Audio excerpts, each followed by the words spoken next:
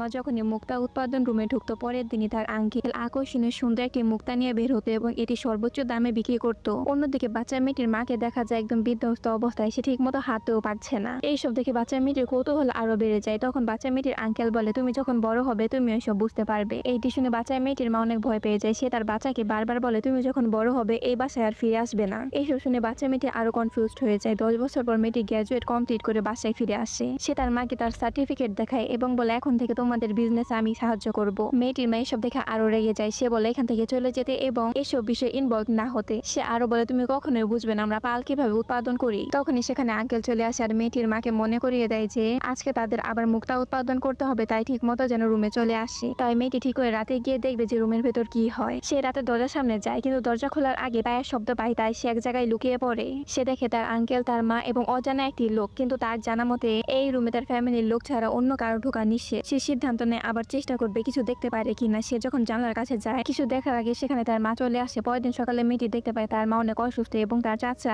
একটি সুন্দর মুদ্রা অন্য একটি বিজনেসম্যানকে বিক্রি করছে, কিন্তু কালকে রাতে রুমের ভেতরে যে লোকটি ঢুকেছিল তার চিহ্ন মাত্র খুঁজে পাওয়া যায় না। মেয়েটি তার মার এসব খারাপ অবস্থা দেখে তার মার কাছে যায়, কিন্তু তার আগে তার মা দরজা লাগিয়ে দেয়। মেয়েটি আঙ্কেল এবং তার মার কথা লুকিয়ে শুনে ফেলে। তার আঙ্কেল বলছিল যে বিজনেসম্যানরা আরো সুন্দর সুন্দর রিয়ার মুক্তা খুঁজছে, তাই তোমাকে এসব উৎপাদন করতে হবে। তখন মেয়েটির মা মানা করে দেয় আর অনেক কিছু বলে যা মেয়েটি শুনতে পারে না। আঙ্কেল চিৎকার করে ওঠে আর হুমকে দেয় যে তুমি যদি না পারো তাহলে তোমার মেয়েকে এসব কাজে আমি লাগিয়ে দেবো। মেয়েটির মেয়ে সব কথা শুনে আঙ্কেলের পা জড়িয়ে ধরে, কিন্তু তখনই আঙ্কেল মেয়েটিকে দেখে ফেলে। মেয়েটি তার আঙ্কেলের সামনে মায়ের পক্ষ নিয়ে দাঁড়ায়, কিন্তু তার মা বলে কিছুই হয় না, আমি ভালো আছি, আর তুমি কখনো এই রুমের আশেপাশে আসবে না। পরের দিন রাতে মেয়েটি আবার দেখতে পায় তার আঙ্কেল আরেকটি লোককে নিয়ে এসেছে, আর পরের দিন সকালে তার মা আরো বড় একটি মুক্তা আঙ্কেলের হাতে তুলে দেয়, কিন্তু তার মার অবস্থা দিন দিন আরো খারাপ হচ্ছে। একদিন মেয়েটির মেয়ে এত অসুস্থ হয়ে যায় যে খাট থেকে উঠতেই পারে না। তখন তার আঙ্কেল এসে বলে ক্লায়েন্ট অপেক্ষা করছে, তাড়াতাড়ি মুক্তা উৎপাদন করতে হবে। তখন মেয়েটি বলে আমার মা অসুস্থ, এই অবস্থায় আমার মা মুক্তা উৎপাদন করতে পারবে না। তখন মেয়েটির আঙ্কেল বলে ঠিক মতো যদি মুক্তা ডেলিভারি না করতে পারি তাহলে অনেক বড় ক্ষতি হয়ে যাবে।